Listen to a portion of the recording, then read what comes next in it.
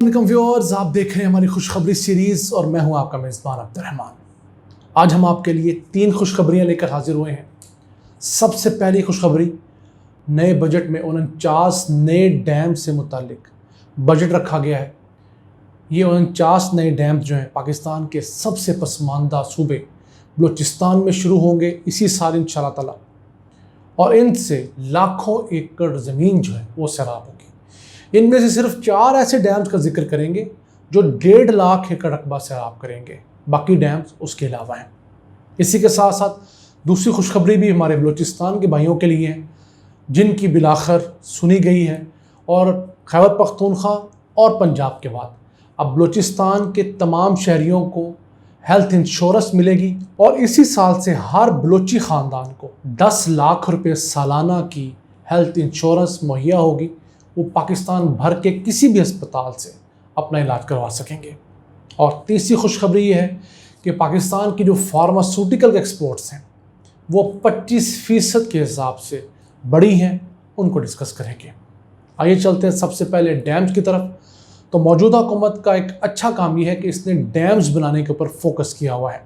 भाषा dam, Mohammad dam तो बन ही रहे हैं, वो तो बहुत बड़े डैम्स हैं। उसके अलावा भी पंजाब के अंदर दरमियाने दर्जे के और छोटे डैम्स, सिंध के अंदर और बलूचिस्तान के अंदर भी डैम्स का काम का आगाज़ हुआ है। तो जो नया बजट पास हुआ है उसके अंदर बलूचिस्तान के लिए 49 नए डैम्स के फ़ंड रखे गए हैं। इनके अंदर जो सबसे बड़ा डैम है वो नौलोंग डैम है, जो 47,000 एकड़ रकबे को पानी मुहैया करेगा। यानी इस डैम के बनने के बाद जो पानी ज़ख़ीरा होगा वो 47,000 एकड़ रकबे के लिए काफ़ी होगा। अब देखिए कितने हज़ार ख़ानदानों को इसका फ़ायदा होगा। एक ख़ानदान को सिर्फ 5 एकड़ भी दिए जाए तो कम से कम 9,000 ख़ानदान जो है उनकी किस्मतें बदल जाएंगी। उसके बाद दूसरा बड़ा डैम है वो है अवारान डैम। वो तकरीबन कोई 15 अरब रुपए की लागत से बनाया जाएगा। काम का आगाज़ इसी साल शुरू होगा, लेकिन मुकम्मल सन 2025 तक होगा। उससे 25,000 एकड़ रकबा जो है वो सैराब किया जाएगा। फिर पंजगुर डैम है, वो तकरीबन 13 अरब रुपये उसकी लागत है। उससे भी कमोबेश 23,000 से 25,000 एकड़ रकबा जो है उसको पानी मुहैया किया जाएगा। अब इन तमाम डैम से ज़राई रकबा तो सैराब होगा, उसके अलावा मुकामी आबादी के लिए पीने का मीठा पानी दस्तयाब होगा, और इसके साथ साथ इन डैम्स के अंदर मछलियाँ पाल कर एक और इनकम जनरेशन की जाएगी। यानी कि यहाँ पर मछलियाँ छोड़ी जाएंगी, उस मछली से मुकामी आबादी भी फ़ायदा उठाएगी, उस मछली को बेचकर फिर फ़ायदा होगा। और इसके साथ एक और बड़ा डैम है जिसका नाम गशगोर डैम है, जो मुकामी ज़बान में थोड़ा बहुत तब्दील हो सकता है।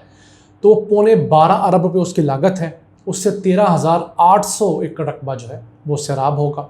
अब इन बंजर इलाकों में जहाँ पर पीने का पानी दस्तयाब नहीं, वहाँ पर आप हज़ारों एकड़ रकबा अगर सैराब कर देंगे, उससे जो आमदन आएगी तो आप अज्यूम कीजिए उस इलाके में कितना बड़ा इनकलाब आएगा।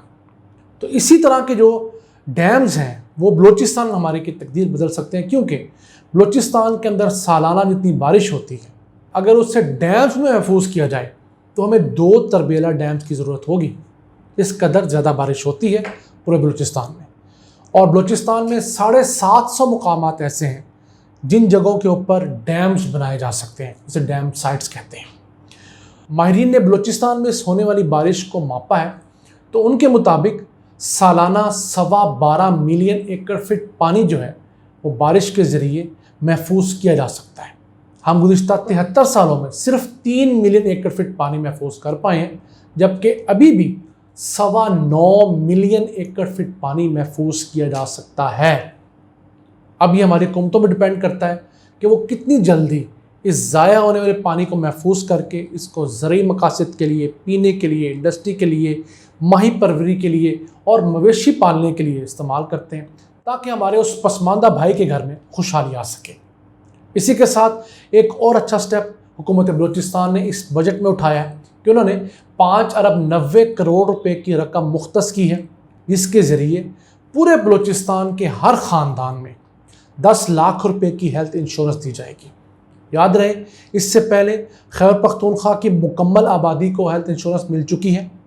यानी कि किसी ख़ानदान के कोई फ़र्द को भी मेडिकल इमरजेंसी हो गई है, उसको अस्पताल एडमिट करना पड़ गया है, ऑपरेशन की ज़रूरत पेश आ गई है, تو اسے 10 لاکھ روپے تک کی سہولت حکومت خیبر پختونخوا مفت دیتی ہے۔ اس کے بڑے اچھے رزلٹس آ رہے ہیں۔ اس کے بعد پنجاب کی 2 ڈویژن میں آغاز ہو چکا ہے، ڈی جی خان اور ساہیوال، اور اسی سال کے اینڈ تک یعنی 31 دسمبر تک پنجاب کے ہر خاندان کو یہ انشورنس مل جائے گی، اور اب انشاءاللہ تعالی بلوچستان کے ہر خاندان کو یہ اگلے سال کے اندر ان کو یہ سہولت ملے گی، جس کے بعد وہ پورے پاکستان میں کہیں بھی کسی بھی ہسپتال میں جا کر اپنا علاج کرا سکتے ہیں۔ یاد رکھیے گا، یہ جو ہیلتھ انشورنس کی اسکیم ہے یہ اس صورت میں ہے کہ جب آپ کو ہسپتال داخل ہونا پڑے، آپ کا کوئی آپریٹ ہوا ہے، کسی کا بچہ پیدا ہونا ہے، یا کسی کا دل کے امراض ہیں، کسی کو کینسر ہو گیا، اس صورت میں عام نزلہ زکام، گلا خراب، پیٹ درد کی صورت میں آپ کو یہ فی الحال سہولت میسر نہیں۔ ہاں، مستقبل میں ہو جائے تو کچھ کہا نہیں جا سکتا، کے پی ایس کے بارے میں کوشش کر رہا ہے۔ تو جناب یہ اچھی خبر ہے ہمارے بلوچستان کے بھائیوں کے لیے۔ اسی کے ساتھ چلتے ہیں آج کی تیسری اور آخری خوشخبری کی طرف۔ وہ آئی ہے ہماری فارماسوٹیکل ایکسپورٹ سے متعلق۔ پاکستان کی جو فارماسوٹیکل کی انڈسٹری ہے، ویسے تو یہ 700 سے زائد فیکٹریوں پر مشتمل ہے، سالانہ 450 ارب روپے کا یہ کاروبار کرتی ہے۔ تو جو رواں مالیاتی سال چل رہا ہے، اس کے 11 ماہ کے دوران اس انڈسٹری نے اپنے ایکسپورٹس کو بڑھایا ہے، اور یہ گزشتہ سال کی نسبت 25% زیادہ رہے ہیں۔ اس سال انہوں نے $242 ملین کی ادویات، انجیکشنز اور دیگر چیزیں ایکسپورٹ کی ہیں۔ گزشتہ سال یہ $192 ملین سے 11 ماہ کے دوران۔ امید ہے یہ اس سال تقریباً $260 ملین سے زائد چیزیں جو ہیں وہ ایکسپورٹ کر سکتے ہیں۔ اب حکومت اگر فارماسوٹیکل انڈسٹری کو سپورٹ کرے، اس کو پراپر انسینٹیوائز کرے جیسے ٹیکسٹائل کو کرتی ہے، تو یہ انڈسٹری پاکستان کو سالانہ $2 ارب بڑی آسانی سے کما کر دے سکتی ہے۔ کوئی مشکل کام نہیں ہے، کیونکہ پاکستان کی بنی ہوئی ادویات جو ہیں وہ ایون انڈیا سے بہتر تصور کی جاتی ہیں۔ افغانستان میں اگر آپ انڈین دوائی دیں اور اسی کے مقابلے میں پاکستانی دوائی رکھیں تو لوگ پاکستانی دوائی کو پریفر کرتے ہیں، ڈاکٹرز بھی، فارماسسٹ بھی، کیونکہ پاکستانی دوائی کی کوالٹی انڈین دوائی سے بہتر ہے۔